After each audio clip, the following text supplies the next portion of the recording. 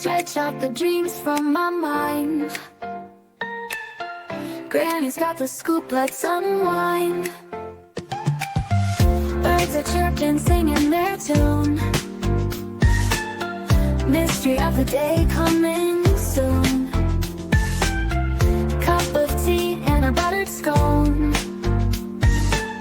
Start the day, we're never alone. Good morning, rise and shine. Granny's here with stories so fine. Good morning, off we go. To greet the world with a happy glow. Windows open, smell the dew. Sky so wide, oh so blue. Granny's voice like honey sweet. Good news travels on our street. It's time to jump into the fray. Cheers to another golden day. Granny's voice like honey sweet. Good news travels on our street. Good morning, rise and shine. Granny's here with stories so fine. Good morning, off we go. To greet the world with a happy glow.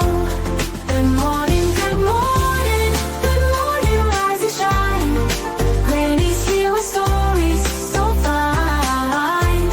Good morning, off we go. To greet the world with a happy glow.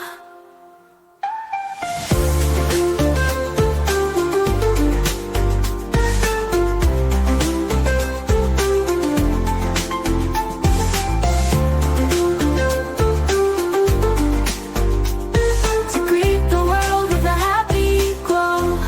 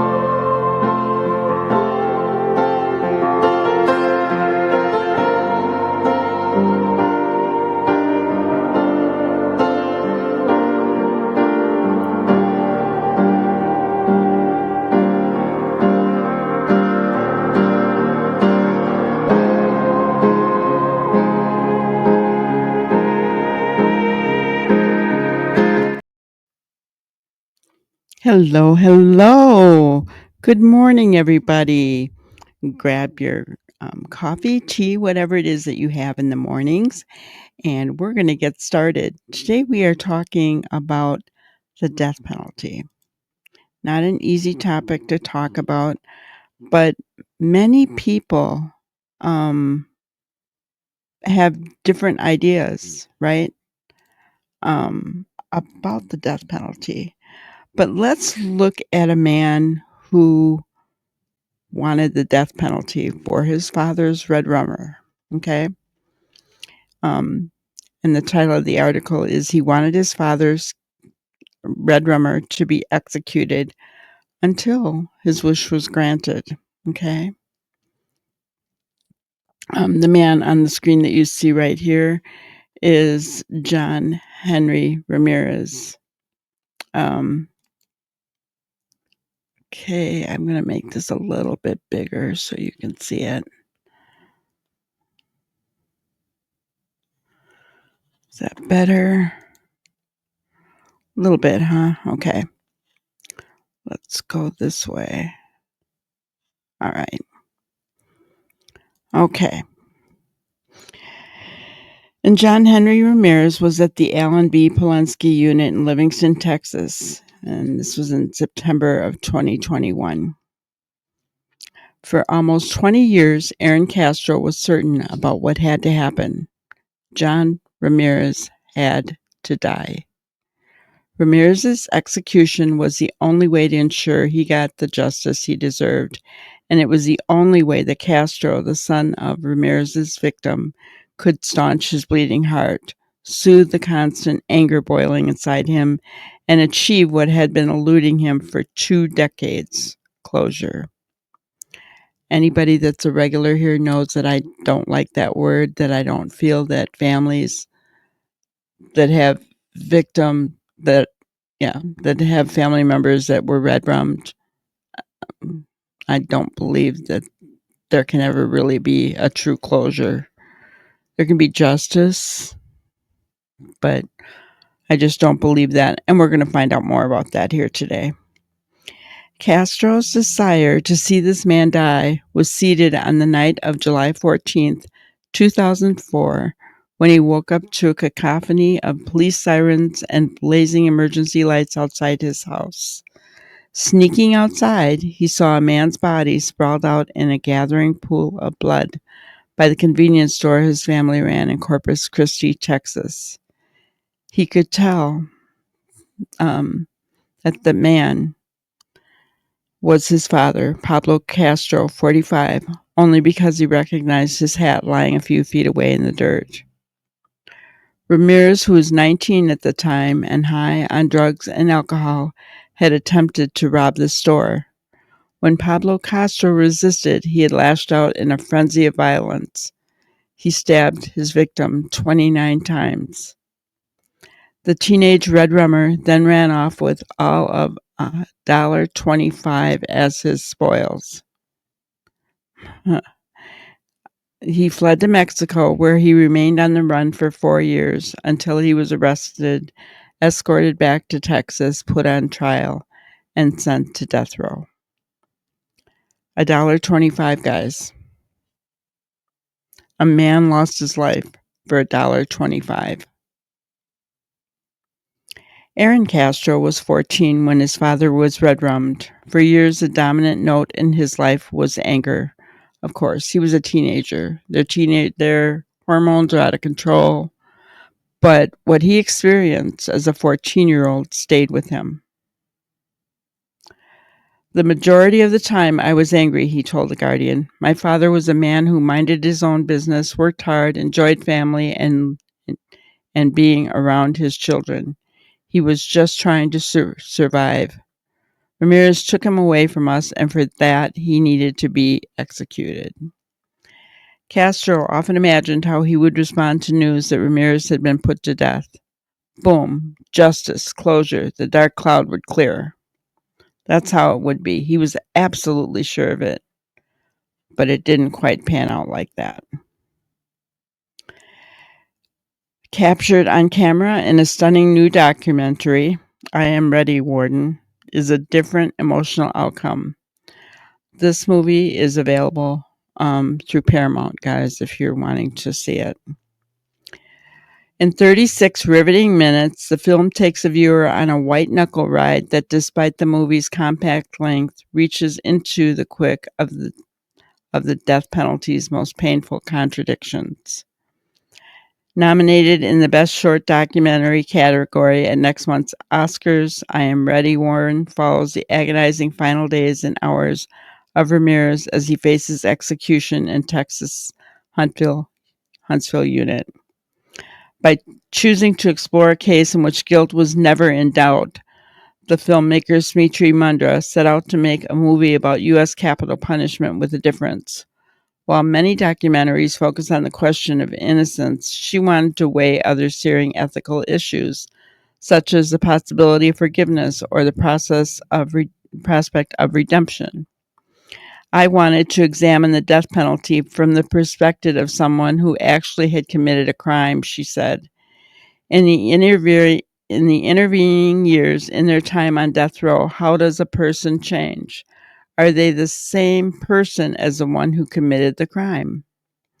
Mundra was drawn to the reporting of Carrie Blankinger, an investigative journalist at the Los Angeles Times, who at the time was writing powerfully about the death penalty for the Marshall Project. Blankinger was tracking the legal challenge brought by Ramirez, who, since being condemned to death, had found religion and was pressing the U.S. Supreme Court to allow him to have his pastor lay a hand on him during his execution. Over several months, Mundra and Blankinger followed the state of Texas as it dragged Ramirez slowly but with callous cruelty towards the death chamber. They tracked the inmate as he expressed deep and seemingly genuine remorse as he read out a letter he had written as part of his face studies to his victim, Pablo Castro.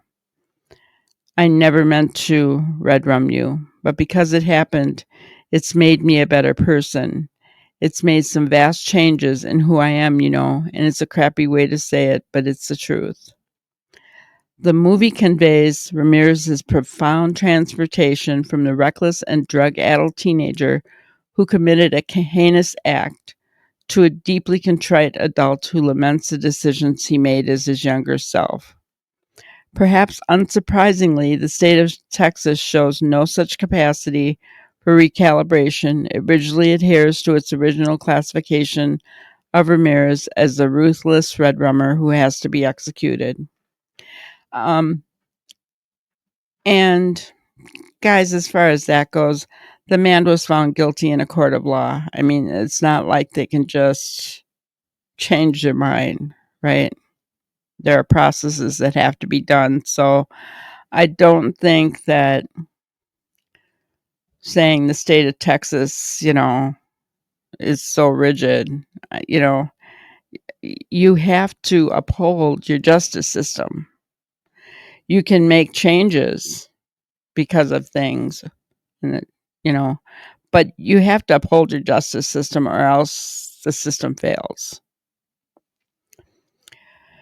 Mundra and crew are present, camera rolling, during the devastating moment when Ramirez says goodbye to the son he fathered when he was on the run a few hours before his life is snuffed out.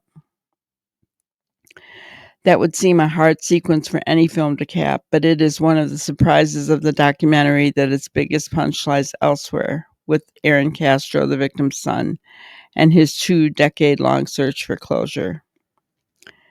The idea that red rumming a red rummer can bring closure to families is a cornerstone of capital punishment in the United States.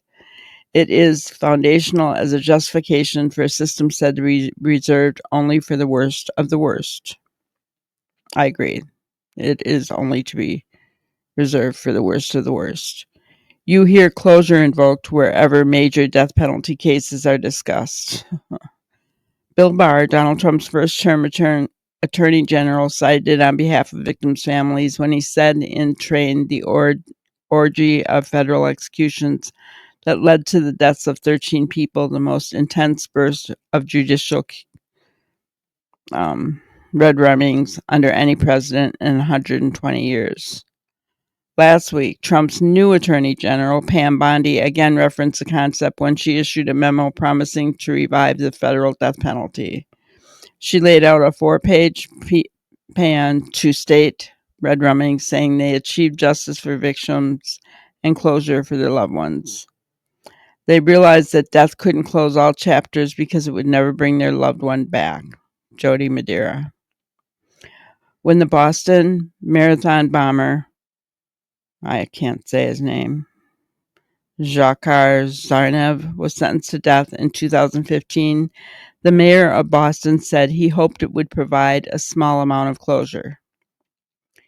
20 years earlier, the then U.S. Attorney General John Ashcroft had welcomed the execution of Timothy McVeigh for the 1995 Oklahoma City bombing, saying he hoped it would help survivors of the catastrophe meet their need to close this chapter in their lives. Such words are easily spoken. What is more difficult to access is whether they bear any truth. There is no simple answer, as the subject has been scarcely researched. One of the only studies into it related to the Oklahoma City bombing. Jody Madeira, a professor at Indiana University, Bloomington's Maurer Law School, followed 33 families out of the 168 victims of the bombing of a federal building. Her research produced the book, Killing McVeigh, The Death Penalty and the Myth of Closure. Madeira engaged with the families right up to and including the moment when McVeigh was strapped to a gurney, his head held tight with straps, staring straight into a camera. The image of the masked Red Rummer looking out impassively as he was administered lethal drugs was beamed onto a screen for the victims' families to witness. The outcome was complicated, varied, and not at all encapsulated in the glib pronouncement of closure that Ashcroft had predicted. Madeira remembers one grieving woman who was shocked to find herself reflecting on McVeigh's humanity at the moment of his death. She ended up feeling that the procedure humanized him as well as ending his life. And I remember her saying that she felt like she was falling into him, both in the sense of knowledge and in the sense of falling into his eyes or his gaze.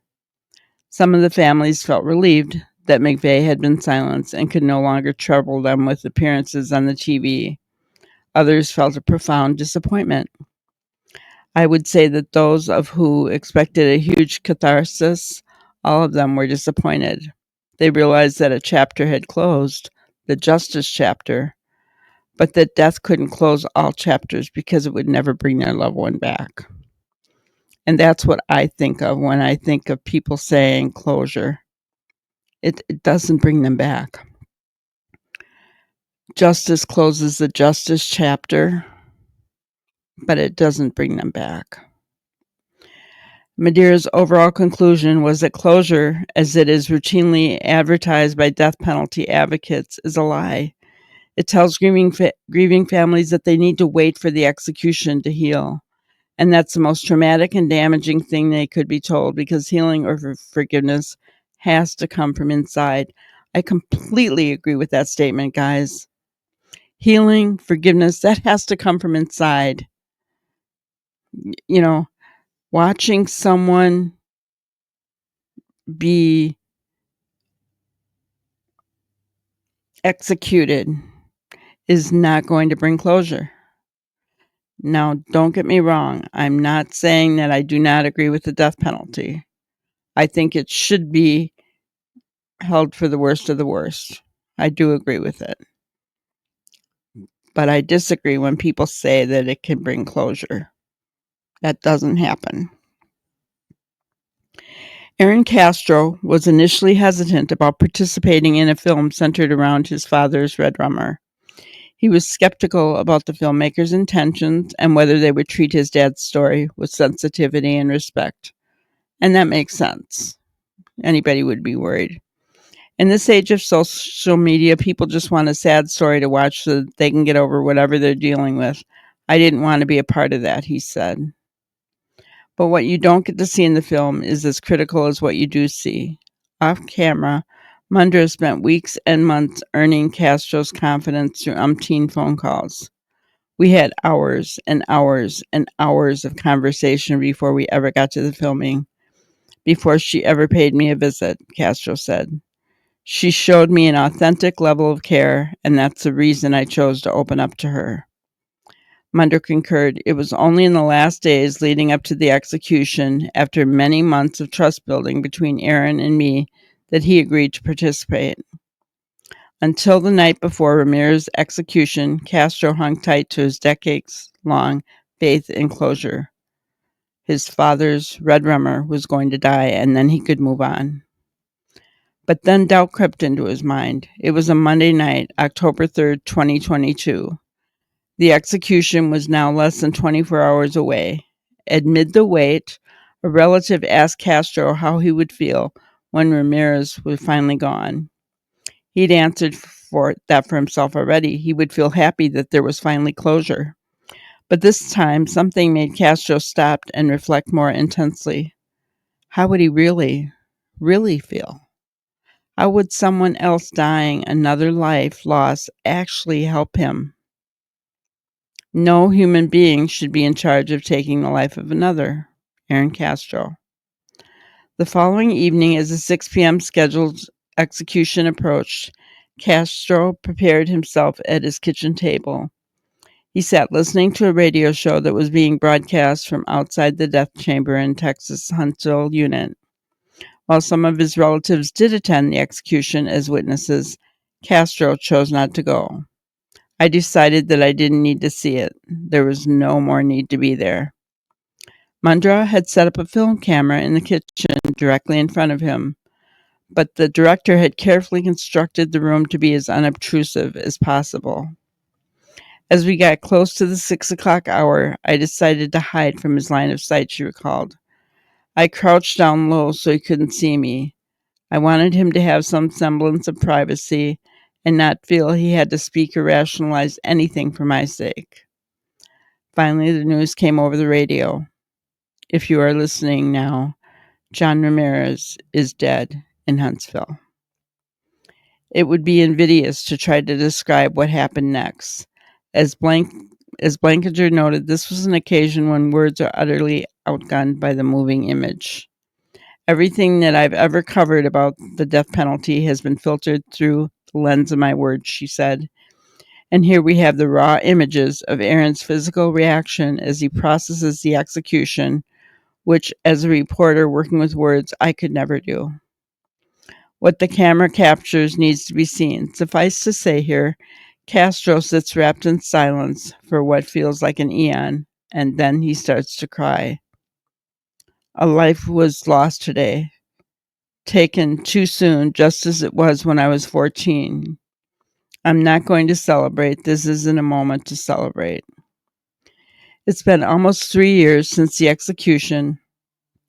Castro said that in that time he has reflected on why he had such a dramatic change of heart at the moment of Ramirez's execution. It was partly the jolt of realizing the lethal injections had gone ahead after so many judicial stops and starts. The shock that it actually happened was just mind-blowing, he said. More than that, it was the visceral understanding that Red Rumming Ramirez would not, after all, heal him. The dark cloud didn't clear. It was still there. I didn't magically feel better. Castro still has his ups and downs. There are days when he hates Ramirez just as passionately as he did that first night for what he did to his family.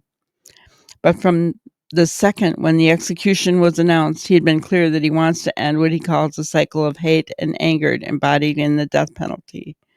It stops right here, he said. And there's one thing he's clear about. Taking a life has not given him closure. His desire for his father's Red Rummer to be Red Rum, that died along with Ramirez.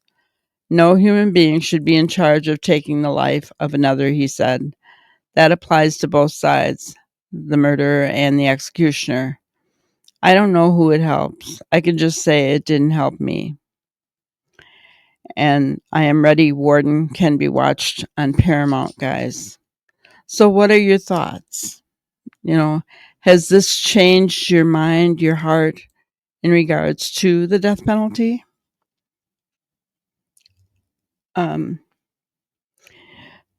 the one thing that it hasn't changed my mind in regards to the death penalty. I think it should be held for the worst of the worst. And I say that for a couple of reasons. We as taxpayers pay for these guys to be in prison. And yes, I mean they don't get all the privileges that we as active American citizens have, right? But they're given they have access to the outside, they have tablets, guys, they have access to TVs. It's just canteen, snacks, you name it. They have access to. And I don't necessarily agree with all that. Again, we can agree to disagree, okay? Please keep your comments kind, okay? We don't show hate on our channel. But it did solidify exactly what I had been thinking about the word closure. If people like Aaron Castro are thinking that they're going to get closure because someone is going to be executed, they're very wrong. If people think that, example, the Megan Boswell case, just a couple days ago. She was found guilty on all counts. Okay, that does not bring closure for any of the family members because they still don't have Evelyn and they still do not, now they don't have Megan, right? So, I mean, I feel that the word closure should not be used in cases such as this because you don't get closure. You have to look inside. You have to start the healing process on the inside from the minute that this happens. And you're going to be angry for a long time, right? The person who goes through that, I mean, they're going to have anger. They're going to have days where they,